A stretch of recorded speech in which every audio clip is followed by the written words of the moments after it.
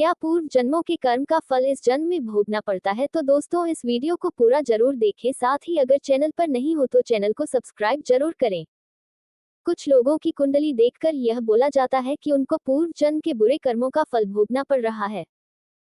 किसी अच्छे कर्म करने वाले इंसान को भी अपने पूर्व जन्म के बुरे कर्मों का फल इस जन्म में क्यों भोगना पड़ता है, जबकि उसे पूर्व जन्म का कुछ याद भी नहीं।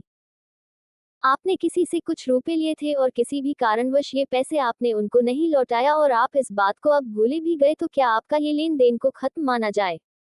नहीं ना। आपके याददाश्त के सहारे इतनी बड़ी सृष्टि का कार्य नहीं चल सकता है।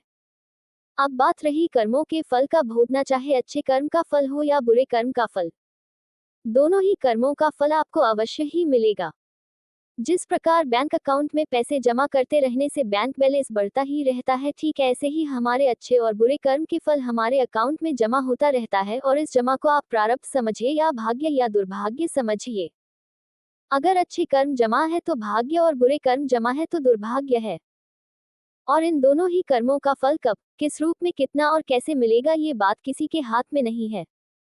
ये सिर्फ ईश्वर के हाथ में है। आपके हाथ में जो है वह है सिर्फ कर्म करना।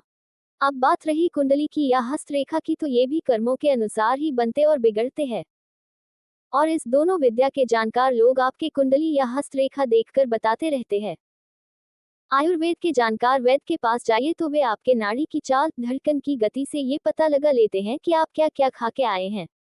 जी हाँ, ये एक विद्या है। ठीक इसी तरह से पोस्टमार्टम की क्रिया में ये पता लग लेते हैं कि मौत कैसे और किस कारण से हुई है। अब रही बात भविष्यवाणी की, तो 1% ही भविष्यवाणी सत्य होती है। हाँ, अगर आकाशवाणी हो तो 100% सत्य ही होती है। ईश्वर ने भविष्य की बातें जानने के बारे में किसी को भी अधिकार नहीं दिया है। इससे सृष्टि गति और चक्र ही बाधित हो जाएगी। तो दोस्तों कैसा लगा आज आप लोगों को हमारा वीडियो? आशा करते हैं सभी को पसंद आया होगा। पसंद आया तो हमारे चैनल को सब्सक्राइब करें।